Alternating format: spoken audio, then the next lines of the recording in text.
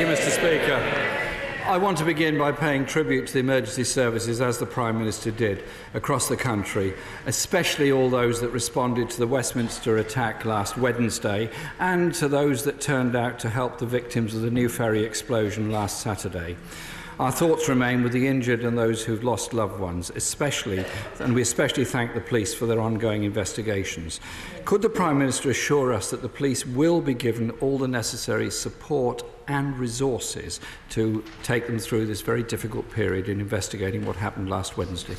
Prime Minister. I join the right honourable gentleman in praising the work of our emergency services, who, as he has pointed out, have to deal with a wide range of incidents that take place. Our focus in this House has been most recently on the attack that took place last Wednesday. We should never forget, day in and day out, our emergency services are working on our behalf and often putting themselves in danger as a result of the work that we do.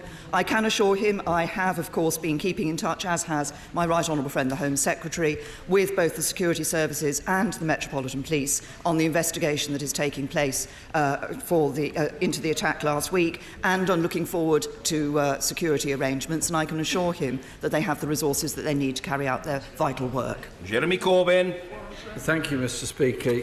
Of course, we all pay tribute to the police for the work they do, but there are some problems that between 2015 and 2018, there'll be a real terms cut in central government funding to police forces of £330 million. Can the Prime Minister assure the House the police all over the country have the necessary resources to do the job? Prime Minister. I would remind the right honourable gentleman that what we've done in the CSR is actually protected that police budget. And of course, the former Shadow Home Secretary, his own colleague, the right honourable member for Lee, prior to the 2015 Labour Party conference, said savings can be found. The police say 5 to 10% over the Parliament is just about doable. Yeah. We didn't accept that. We've actually protected the police budget. I've been speaking, as my right honourable friend, the Home Secretary, has, to police forces, and they are very clear that the work that they are doing has the resources that they need. Me Corbyn.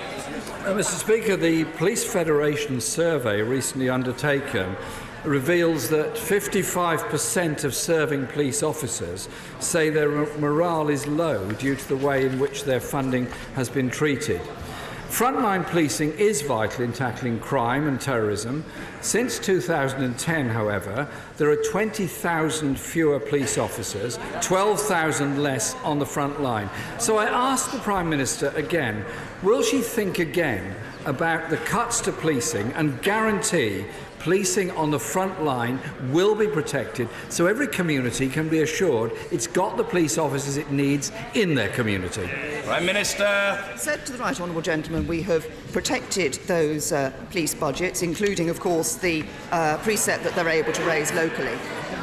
But let's just think about what has happened since 2010. Since 2010, we have seen crimes that are traditionally measured by the Independent Crime Survey falling by a third to a record low. Now, that is the work of hard-working police officers up and down this country. They have been backed by this government. Yes, we've made them more accountable through the directly elected police and crime commissioners. Yes, there has been reform of policing, including reform of the Police Federation, which was very necessary. But we have ensured that the police have the resources to do their job, and we see crime at a record low. Corbyn. Thank you, Mr. Speaker. As Home Secretary, the Prime Minister clearly didn't protect police budgets. Last week, she told me 4 times we have protected the school's budget. Does she still stand by that statement? Prime Minister. We have protected schools' budgets, and we're putting record funding into schools. Corbyn. Well, today, Mr. Speaker, the Public Accounts Committee says of the Department of Education that it does not seem to understand the pressures that schools are already under. And they went on to say that funding per pupil is reducing in real terms, and goes on to say schools' budgets will be cut by £3 billion, equivalent to 8% by 2020. Is the Public Accounts Committee wrong on this? Prime Minister. What we see over the course of this Parliament is £230 billion going into our schools. But what matters is the quality of education that we see in our schools. 1.8 million more children in good or outstanding schools, and a policy from this government to ensure that every child gets a good school place. Jeremy Corbyn. Mr. Speaker, the daily experience of many parents who have children in schools is that they get letters from the schools asking for money. One parent, Elizabeth, wrote to me to say she's received a letter from her daughter's school asking for a monthly donation to top up the reduced funds that her school is receiving. This government's cuts to schools are betraying a generation of our children. If the Prime Minister is right, then the parents are wrong, the teachers are wrong, the IFS is wrong, the National Audit Office is wrong, the Education Policy Institute is wrong, and now the Public Accounts Committee, which includes 8 Conservative members in it, is also wrong. So which organisation does back the Prime Minister's view on education spending in our schools?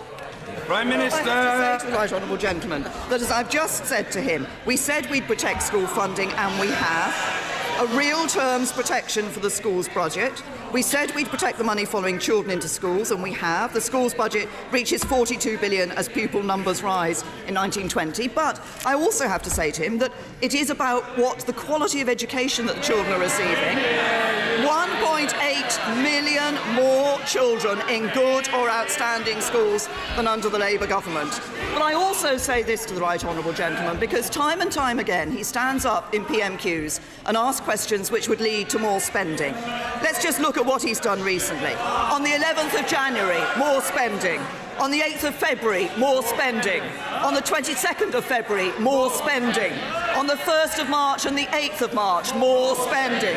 On the 15th of March and the 22nd of March, more spending. Barely a PMQs goes by that he doesn't call for more public spending. When it comes to spending money that they haven't got, Labour simply can't help themselves. It's the same old Labour, spend today and give somebody else the bill tomorrow. Well, we won't do that to the next generation.